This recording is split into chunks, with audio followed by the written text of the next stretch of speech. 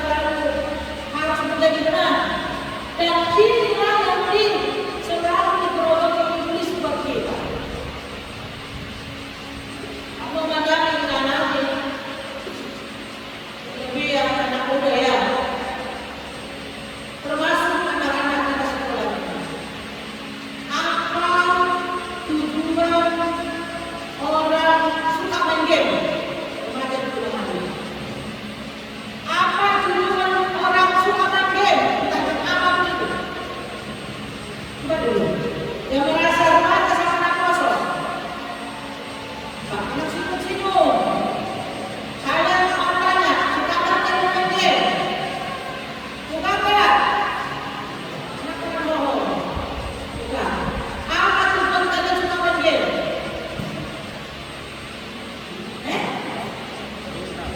Hah?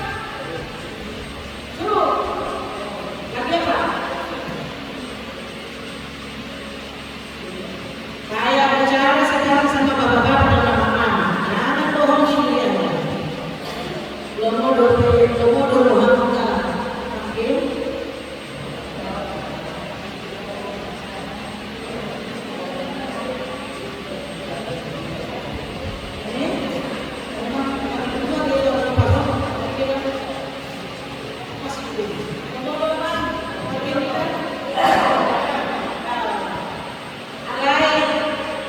Sini dulu yang mau suka main game. Biar saya lihat sini. Sini dulu, gak usah bicara. Maka mama-mama, tentang game apa yang tak keluar ini bikin orang bikin. Kalau doa mengenai, apalagi yang apa itu yang kayak campur dulu. Di golin ekonomi yang satu orang, satu handphone tapi orang bisa main.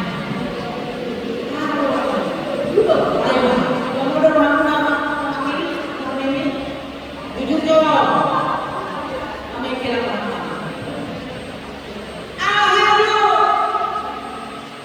Tujuan apa?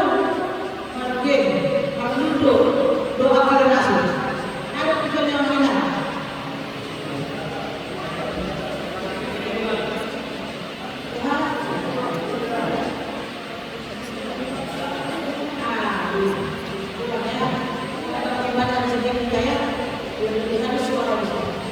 Satu tujuannya kemenangan. Bahwa isehat game lolotan, isehika lolotan, cuma jawab. Dan kan apalagi tujuan lainnya deh, siapa mau kalah? Gak ada. Tanpa kita sadari, sewaktu anak kecil sudah kita kasih dengan handphone dan mereka mengasihinya main handphone sampai gak ingat makan. Karena apa namanya? Keseruan yang main game itu takut dikalahkan. Dari kecil sudah kita bina karakter anak dan walaupun sudah menang. Apalagi Free Fire ya, itu kan tembak-tembak aja. Itu kan masih kecil dia sudah dicekoki dengan pikiran menembak, membunuh.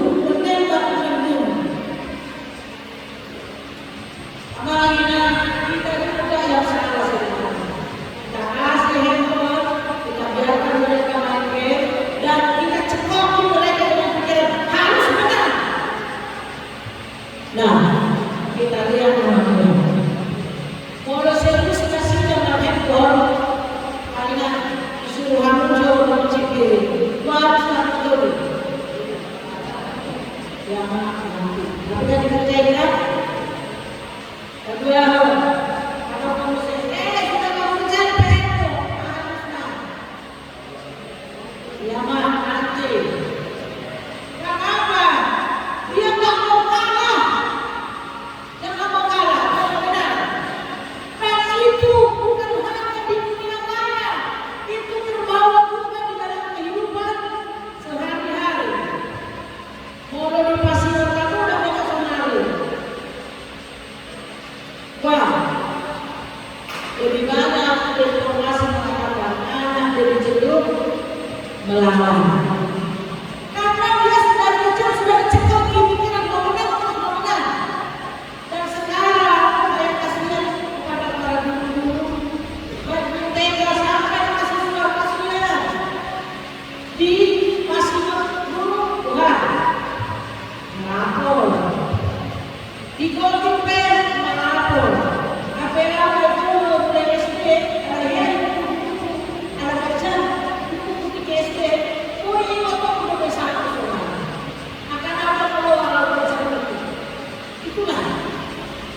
Artinya semua pergeseran-pergeseran itu bisa membuat kita nggak fokus lagi bagaimana membuat fondasi yang benar di dalam kehidupan.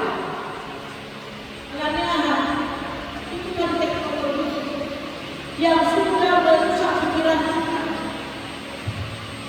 Jadinya karena semua banyak anak-anak kedua orang tua tak mau dikalahkan, tak mau diingatkan, dia menang terus. Pas sadar dia punya, sadar dari, pas sadar dari, iya kan? Kita yang kuat kita ya menanggung akibatnya. Itu banget. Nah, kedua Ustaz dikatakan tadi harus hati-hati waspada karena di sekitar banyak sekali soal rakyat. Saya kira kawan, rupanya lawan. Saya kira lawan rupanya menjatuhkan. Lawan yang berhasil karena banyaknya ajaran sesat, banyaknya suara-suara sumbang yang mempengaruhi pikiran kita, apalagi kalau kita lagi banyak masalah. Tuhan bicara sama kita dan jelang akhir zaman ayat 18 kita baca sama. Sebab mereka telah mengatakan kepadamu, sebab menjelang akhir zaman akan tampil pengejek-pengejek yang akan hidup menuruti kawan rasul di pasangan mereka. Ya, itu akan tampil dan tidak malu-malu tampil. Makanya ada kita jumpai orang yang sudah bicara sudah salah tapi dia tidak merasa salah. Ada orang yang sudah menusuk kalimatnya bukan menghapuskan tapi memecah belah. Karena dikatakan juga di ayat ini, ayat 19. Mari kita baca bersama. Mereka adalah memecah belah yang dikuasai oleh keinginan dunia ini dan yang hidup tanpa lurus. Hati-hati, kita akan terjumpa dengan pemecah belah. Dan ini adalah gambaran mereka tidak hidup di dalam roh Tuhan. Orang yang tidak hidup di dalam roh Tuhan kerjanya apa namanya? Manalah, menaruh. Orang yang tidak hidup di dalam roh Tuhan kerjanya pemecah belah. Orang yang tidak hidup di dalam roh Tuhan kerjanya dia senang kalau orang lain hancur. Dia senang kalau orang lain rusak. Dia senang kalau orang lain dipermalukan. Karena itu Tuhan mengingatkan kita mati karena semua hal-hal yang menjijikkan yang tidak disenangi Tuhan. Matikan semua karena itu menyakitkan hati Tuhan. Namanya semua kita yang ada di sini. Saya rasa ada satu kita yang mau disakiti. Betul kan? Tidak kan? Apa seluruh kita kan? Dengan hati. Tidak yang bergantung sendiri. Satu pun di antara kita tidak mau disakiti. Tapi pertanyaannya, berapa banyak kita menyakiti hati orang di dalam satu minggu ini, satu bulan, dalam perjalanan hidup kita? Mari kita jawab sendiri-sendiri. Karena dikatakan tadi, jangan kau jadi pemecah belah, jangan kau menjadi perusak, tapi tunjukkanlah roh Tuhan itu hidup selalu dalam hidupmu. Sehingga setiap apa yang kau katakan berhati-hatilah. Setiap apa yang kau buat memutuskan berhati-hatilah. Karena itu amalnya dikatakan ayat 21. Mari kita baca bersama-sama. Peliharalah dirimu demikian dalam kasih Allah sambil menantikan rahmat Tuhan Yesus Kristus untuk hidup yang damai. Ayat 22. Tunjukkanlah kasih kepada mereka yang ragu. Ayat 23. Tunjukkanlah mereka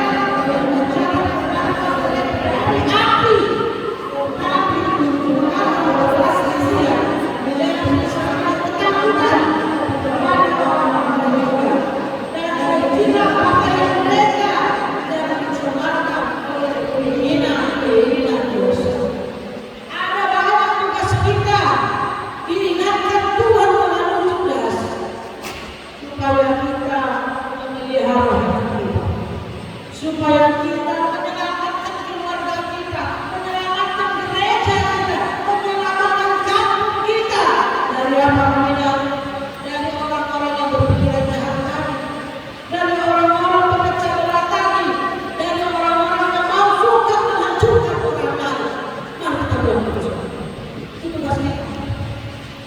Kalau kita berkata, yang berbeda, ini yang orang yang sederhana, nggak punya jabatan, biasa-biasa aja. Bagaimana menasihati orang yang berbeda? Jawabnya apa kita? Banyak-banyaklah engkau berdoa. Banyak-banyaklah engkau berdoa dan banyak-banyaklah engkau selalu melakukan apa yang Tuhan inginkan, sehingga hidup ini tidak hanya sekedar omong-omong doang, tapi hidup ini penuh dengan praktek kasih. Praktek kasih itu yang paling penting, karena Tuhan tak menginginkan orang banyak bicara, tapi Tuhan menginginkan hidupmu adalah khotbah yang hidup. Hidupmu adalah khotbah yang hidup. Ini yang mau kita lakukan dalam hidup.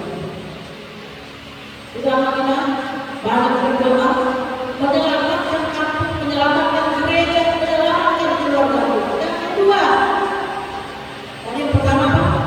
Banyak berdoa. Yang kedua, latihlah kedisiplinan diri selalu membaca firman Tuhan. Latihlah kedisiplinanmu selalu membaca firman Tuhan. Karena kita harus menyadari bagaimana kita berkomunikasi dengan Tuhan. Satu, setiap kamu membaca firman Tuhan, saya tidak pasti membaca ya. Setiap kamu membaca firman Tuhan, ingat Tuhan sedang berbicara kepadamu. Apa mengingat bisa diingat lagi?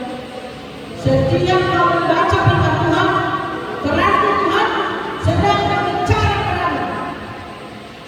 Itu jawabannya. Jadi jangan pernah ada kita berkata, aku gak pernah dengar suara Tuhan. Kalau Tuhan itu sama dengan manusia, dia bukan suara manusia. Jadi kalau dengar suara Tuhan, bacalah firman Tuhan. Setiap kau buka Alkitab, baca firman Tuhan, kau sudah mendengar firman Tuhan. Yang kedua, setelah kita membaca, kita merenungkan firman Tuhan. Itu kan namanya ada yang dipikirin, Tuhan yang renungkan tiap hari, renungkan. Jangan hanya baca, tapi renungkan. Itu apa namanya? Setiap kau merenungkan firman Tuhan, Tuhan sedang membentuk kita. Membentuk kita ini, nggak membiarkan kita. Karena ada orang membaca firman Tuhan, tak merenungkan firman Tuhan. Ada orang di gereja bertanya memuliakan nama Tuhan katanya, tapi dia tidak merenungkan itu. Makanya pulang dari gereja pun dia seperti sama. Semua itu orang gereja jam 12 berita, pulang saya gereja tetap becur. Kemudian dihargai, yang tak berbeda lah, yang tak sentuh lah, yang tak kemudian dikomentari. Itu yang mau kita buat. Kalau kita merenungkan firman Tuhan yang kita baca, firman Tuhan yang sedang membentuk kita. Membentuk kita menjadi apa? Bukan jadi diri kita, tapi jadi pemimpin Tuhan. Yang ketiga, saat kita melakukan firman Tuhan, Tuhan sedang memperlengkapi kita menjadi orang menuju kepada kesempurnaan. Saat kita melakukan firman Tuhan, Tuhan sedang memperlengkapi kita menjadi orang menuju kepada kesempurnaan. Jadi kesempurnaan itu bukan karena pendeta, bukan karena tua, bukan karena rajin ke gereja, bukan karena parkour. Tapi karena apa?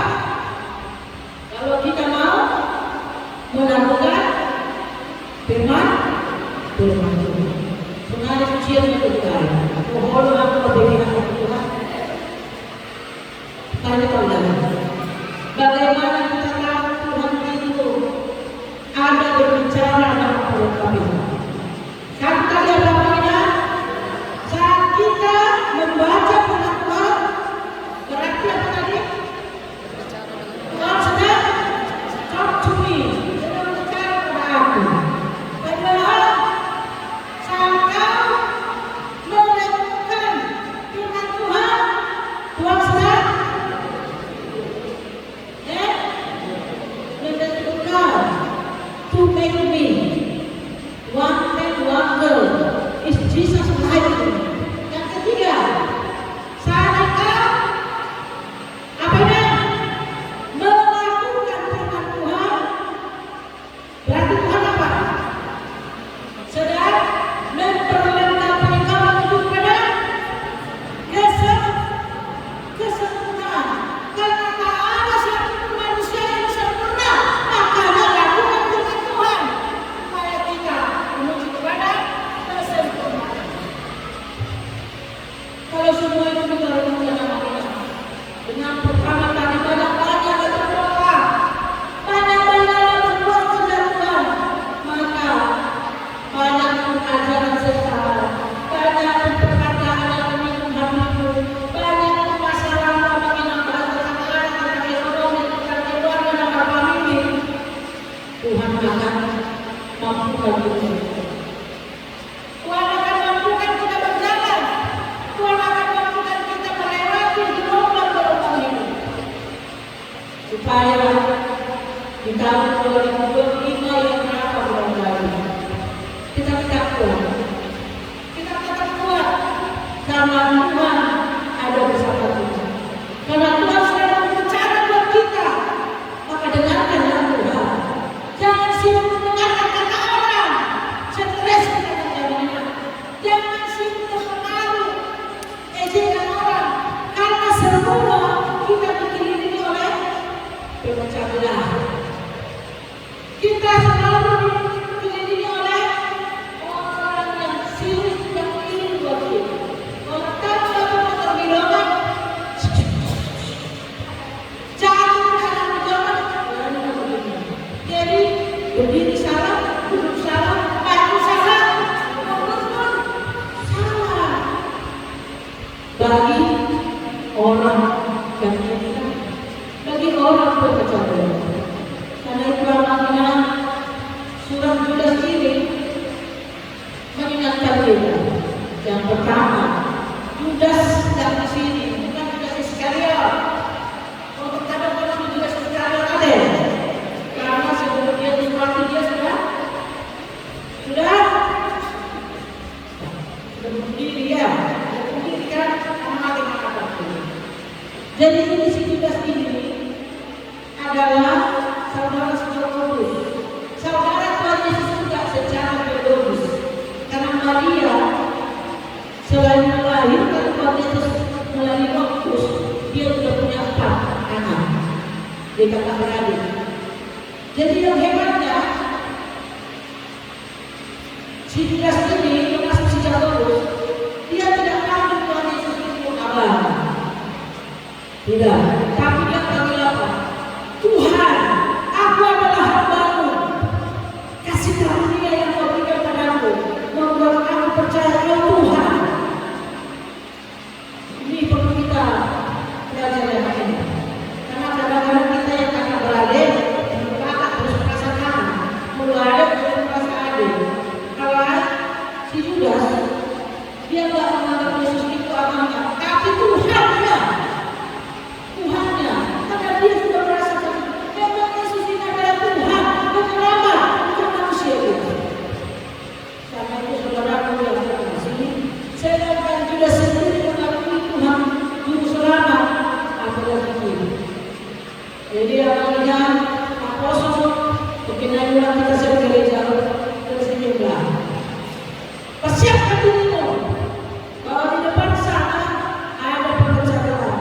Ada yang melakukan, ada orang yang mengatakan ini roh, tapi kita sudah dimulai dengan firman Tuhan hari ini.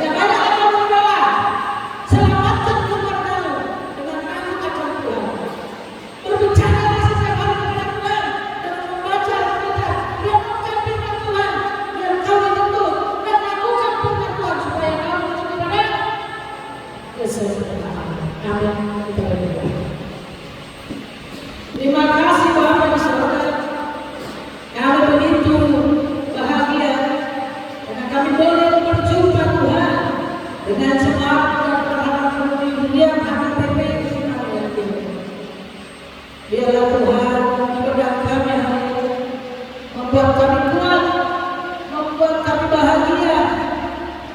Kalau kami dikelilingi banyak pemecah belah, kalaupun kami dikelilingi banyak orang yang sirik, yang iri, marilah kami doa, Tuhan, Engkaulah harta kami, Engkaulah senjata kami, Engkaulah kekuatan kami.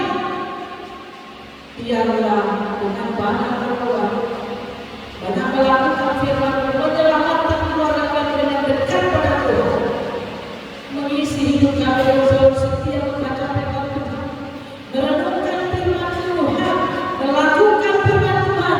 Kami kuat ya Tuhan, apapun berubah kehidupan. Bapa di surga, Engkau melihat jemaat-Mu, mulai anak-anak dan suami dari kami bersukacita berjumpa dengan Tuhan.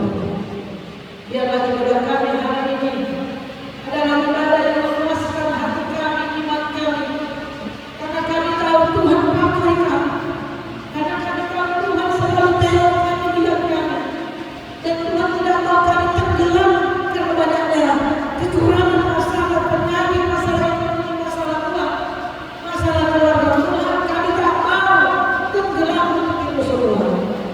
Tolong kami semua, pakai kami selalu menjadi alat Tuhan, agar kemuliaan Tuhan tetap bersama. Firman Tuhan menjadi mahkota dalam hidup kami. Jika ada jemaat yang sakit, Tuhan yang akan sembuhkan.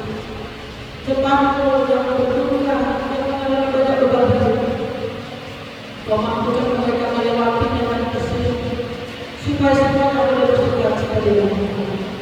Keluarga yang berjauhan dari anak dan atau istri suaminya, karena sekolah, karena bekerja, karena kuliah, Tuhan berkati anak-anak kami, berkati orang tua kami, baik di kampung, di Jayapura, dan anak-anak kami di sini dan juga di luar Jayapura. Kau berkati kami Tuhan, berkati anak-anak kami, sehingga kami boleh bersyukur selalu Tuhan, karena kami punya Tuhan yang tahu apa kebutuhan kami, karena kami punya Tuhan yang tahu keluhan kami. Tuhan datanglah selalu dalam hidup kami. Berikan berkat, sukacita, kesehatan, damai, dan hati yang selalu rindu kita pakai gereja. Dapat menguji dan kelihatan kami. Kami tidak berdoa untuk luar ibu yang KBP dan berkero, kami tidak tahu di sini dalam masalah kami mereka, sehingga mereka boleh pulang dan rindu kepada yang berkehidupan. Jadi semua perhalaku, biarlah Tuhan semangat melayani untuk kemuliaan nama Tuhan. Berkati semuanya dan semua. Dalam Yesus Kristus yang mengasihi, berkati semua warga gereja yang kami kenal, baik pertanian, baik anak tahun, baik juga persembahan semuanya, secara syukur jemaat. Biarlah Tuhan memberkati kemuliaan Tuhan. Dalam Yesus Kristus Tuhan yang mengasihi, menebus dosa kami berdoa dan berdoa.